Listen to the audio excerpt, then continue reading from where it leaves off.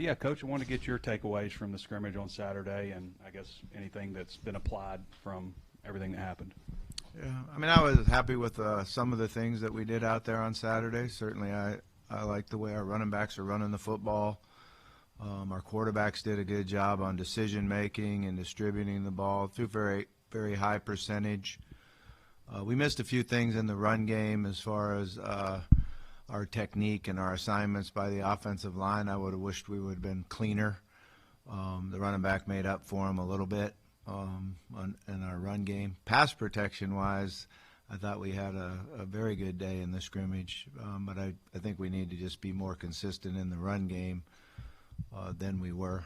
We had some receivers make plays, so overall I thought it was a good scrimmage.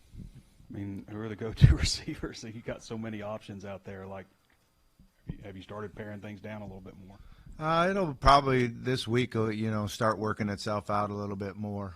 So you go into some situation work this week and game plan stuff, and still go ones versus ones, so you get that competition.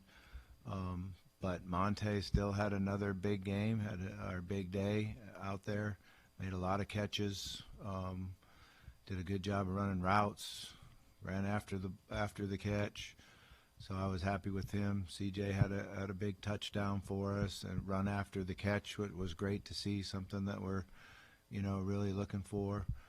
Jay Brown had a big day. I thought he felt good about it. He looked fast out there. And the thing about him is he is fast, so as long as he knows exactly what he's doing, he's going to play like that. And that was what was good to see, is that he wasn't hesitating. He really looked like he knew the offense better and made plays. Megan Blake had kind of a tough day as far as getting balls thrown to him. It just didn't work out. When you called the play for him, the progression took us somewhere else, and I'd have liked to seen him get more opportunities to catch the ball, but he just didn't get them done.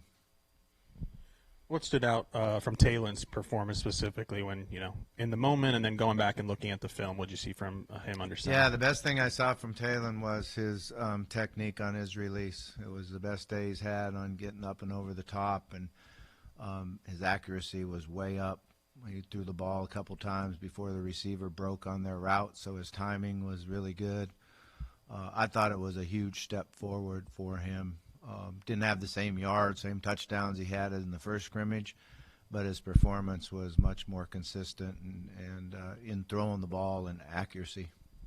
It seems like, every time Taylon gets up here, he talks about y'all's relationship and how much you work with him and the things you guys need to improve with him. I mean, the season's now 2 weeks away. Do you feel like Taylon is where you want him to be heading into the season? Technique, knowledge of the offense, everything like that?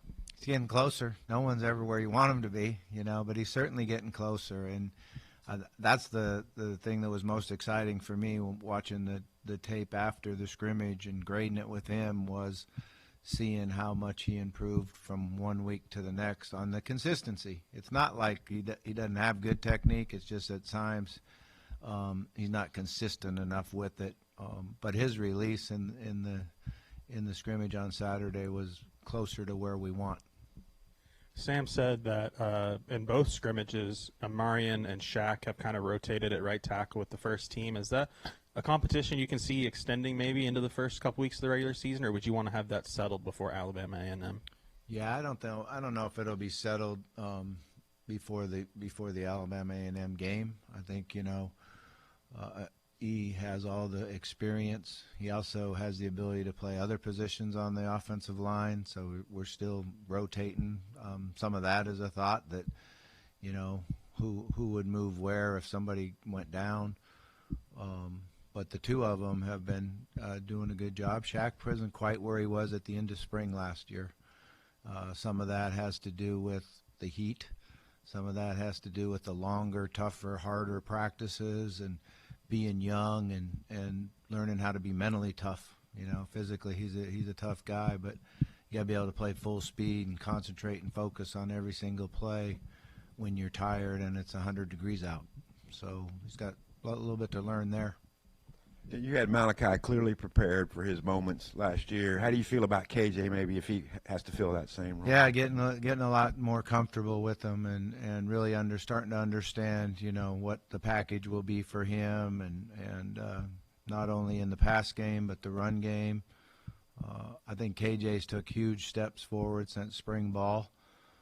He's a really, really intelligent young man, so he knows the offense. He's the one that wants to answer the question first in every meeting. It's just continue to learning what he does well, what he doesn't do well. We'll keep working on what he doesn't do well, but we've got to have the package ready and know exactly what we would go to if he had to jump in the game. Apparently Platt had a pretty good day too, so could you speak to maybe his rise and then what the tight end position is looking like? Yeah, I thought all three tight ends had big days for us when you talk about catches and throwing it in different plays. Platt looked like that guy that's 6'6", 265 and can run and catch the ball in his hands. He made a lot of really good plays for us. Rohan had a nice play down the field. We needed to get him more opportunities, a little bit like Blake. So we come back and practice the next day, and both of them had really good practices, so that was good to see. And Andreas understands the offense way better than a year ago. He's playing fast and physical. I think the combination of those three guys, because you can put the two big guys in and block. You can put the Platt and Rohan in together and have speed down the field, and I felt good about it. And then, so I asked Marcus Woodson about the assistant coaches coming through here and all of the assistants talking to us. It seemed like you did that when you were head coach. What's the benefit in that? And it seems like you've enjoyed when you've come in here and talked to us. Is it more something you like to do? Something I like to, yeah, man, it's right up there, number one. No. No, I'm just joking around. I have a good time with it. I love to hear the questions that you're going to ask and understand, what y'all are hearing out there. And some of it's true, some of it's way off.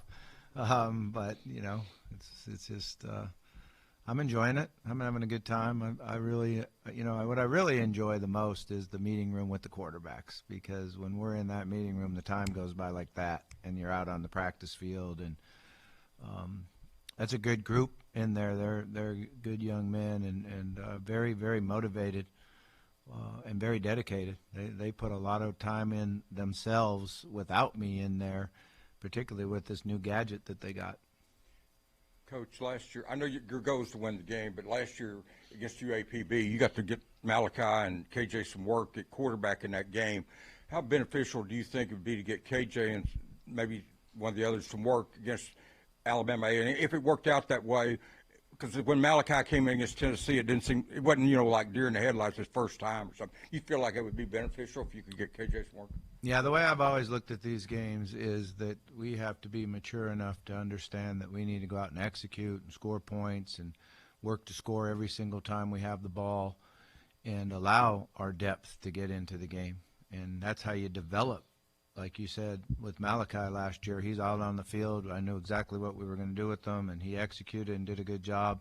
And it certainly gave him confidence the next time that he jogged out on the field. But that's up to our players to be mature enough and prepare themselves well enough and really approach the game like it doesn't matter who we're playing, it matters how we play, and we have to take care of ourselves. Mike Washington's really taking hold at running back. Do you feel pretty good about Braylon, Rodney Hill, and those guys behind him or with him? Yeah, I really do. I think he's been a great influence on them. First on Braylon. Braylon's practicing harder and more physical, and Coach Smith has him doing a great job of running with his pads down and exploding up through it. So I think the emphasis on that has really helped him. Rodney's a speed guy too, so he's a threat, running with the ball outside, screen game, throwing the ball to him down the field. He's a really good option route runner. We're going to need option routes on third down situations. So I feel like we got a good handle on those three guys. Coach, I think about a week last week when you came in here, you mentioned Cam Shanks. He'd been banged up. You wanted to see what he could do. I think he's been out there a little bit since then. Do you like what you've seen from him since then? Yeah, no doubt about it. He's little, but he doesn't play little. He doesn't play little because he can elevate and turn his body. Short guys that can't jump and turn in the air are hard targets to hit. But you can actually throw him open, and he's able to elevate and turn and make those catches. And it's nice to have him back out there because we need the time with the quarterbacks working with them to understand, where he's going to be, what his quickness gives us because he's super quick. And he's a hard matchup because of that quickness. Y'all are also expecting him to be a big factor in the return game as a punt returner. You had a really good punt returner when you were here in Joe Adams. I'm curious, do you see any similarities there, or are they completely different? Just kind of how would you assess those guys? Yeah, I think what we really need to do is get into the games and that, so you guys can play it on the phone, so I can watch it when I'm driving to work. We got new skills now. You can drive and watch at the same time. So I've been developing those pretty well because, to be honest with you, I don't spend any time at all watching special teams in practice. But I do remember him from a year ago, from what he did at UAB and, to lead the nation in 3 different categories and see what he did out, on the field. Very, very impressive. And his quickness as a receiver and his toughness, that would remind me a lot of Joe. Joe was unbelievably quick, change of direction, stop and go, and then tough and enjoying running the ball. When you got that mental toughness, it helps a lot. You brought up Monte Harrison, made a lot of plays again. When you brought him in, as a guy that hadn't played in 10 years and was a lot older than all the other guys, did you realistically think, like, hey, this is a guy that can really actually help us on Saturdays, or has he maybe exceeded those expectations? Yeah, I really didn't know. Didn't know a whole lot about him. Did go back and watch his high school tape, and very, very impressive, the different things he did on high school tape. He was a good punt returner in high school. He lined up at quarterback a little bit in high school, and all those things were exciting. And then, I think when you this summer, when you put up on the board all our players and their size, strength, speed, jumping ability, he just pops off the board going, man, this is unbelievable how talented this young man is, or old man is. I don't know what you call him, young or old. Still young to me, I can tell you that. But he is unbelievably talented, and now he understands football. He's been away from it for a long time. So he's done a great job for us so far. We got to keep it going. It sounded like in the scrimmage, the offense did a lot better job taking care of the ball. Not a lot, if any, turnovers. Just to the extent that you can tell from a scrimmage and when you're not hitting the quarterback, how optimistic are you that the offense can take care of the ball better this year? Yeah, we need to. There's no question about that. And, one of the things that helps you take care of the ball better is your pass protection. So we can secure the ball in the pocket, get the ball out of our hand, and don't take those blind hits in the pocket. We've had a good emphasis on carrying the ball correctly at each position. When we get in traffic, chinning it and locking it. And I'm seeing those show up on video, so our coaches are doing a really good job of it. Just to follow up on Braylon practicing harder, what have you seen of his progression from the first day of camp? Yeah, he understands offense. He's been, last year as a true freshman, you come in and you don't really realize how much you play into pass protection. And, in high school, he probably didn't have to do it a whole lot, but he's taken it very, very seriously. He understands now how to use that big body and his strength, because he's a very explosive guy. So that jumps out at you, is how much better a pass protector he is, which allows him to play in the game first, second, and third down. So that's great. If there's a position battle going on someplace other than quarterback, because obviously you work with the quarterbacks, how much say would you have in that as coordinator? A lot. We talk a lot.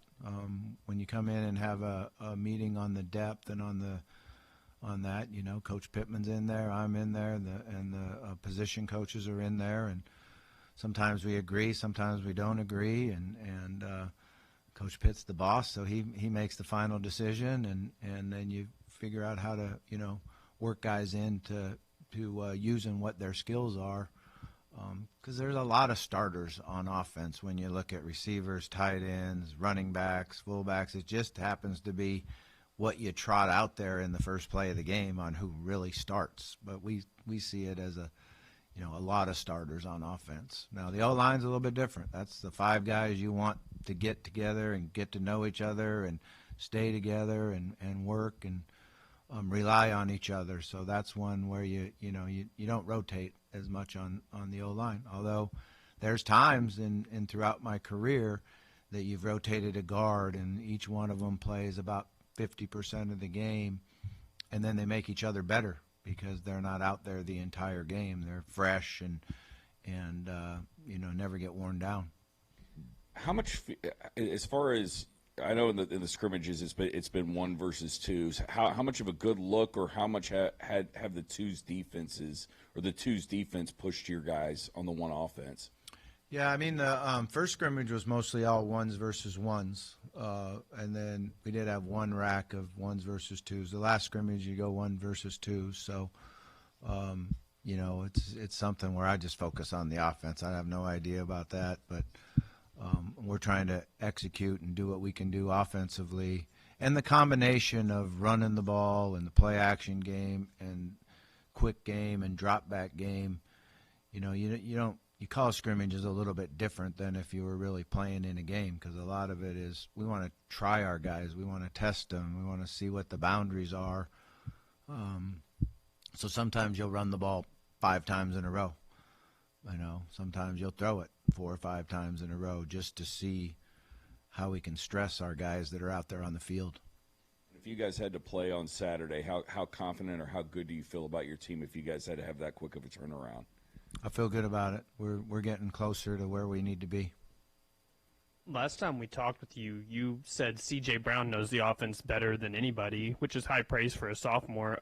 Just what did you see from him this offseason to kind of get that type of confidence from you? Well, really, it was last fall. He started, getting involved in the offense late in the season. He could run in there and add depth at 2 different positions. Had a nice bowl game. I thought he did a really good job in the preparation for the bowl game. Right now he's playing 2 different positions for us, and his skill set his quickness is really good inside, but he also has the really nice speed and routes that he can hit on the outside, and the quarterbacks feel good about where he's going to be on the deep throws. So he's going to have a good year for us. We're happy. Was on that 91-yard run that Talon checked out of a pass play, I guess. I guess he saw a blitz, and then Kittler made sure everything was right. Is that accurate? And how has Kittler been in terms of, I guess, but with his experience playing center in the past and bringing it to this year? Yeah, Taylor made a good check. They like to say they got the freedom to check plays at the line of scrimmage. That's good, as long as they check it exactly what we want them to check to. We're in good shape with that. Kittler did a nice job in camp in the 2 weeks that we've had, really understanding what we want for him to take control of the O-line, have the confidence to make the calls and do it quickly. I really like what we've seen from him, and he's quick and sneaky, and that's what you have to be as a center. You got to be a little sneaky out there, and he's good at it. Appreciate you, Coach. All right, guys. Thanks. You don't always win your first bet. That's why MyBookie has you covered. Use our code HOGS, H-O-G-S, and your first bet up to $500 is fully covered. If your pick doesn't hit, you get it right back with our Bet Back bonus. Go to mybookie.ag and use the code HOGS to claim your Bet Back bonus. MyBookie's, where bettors win together, because bragging's good, but cashing in is better. And your first bet is fully covered. Use our code HOGS. Got a little jingle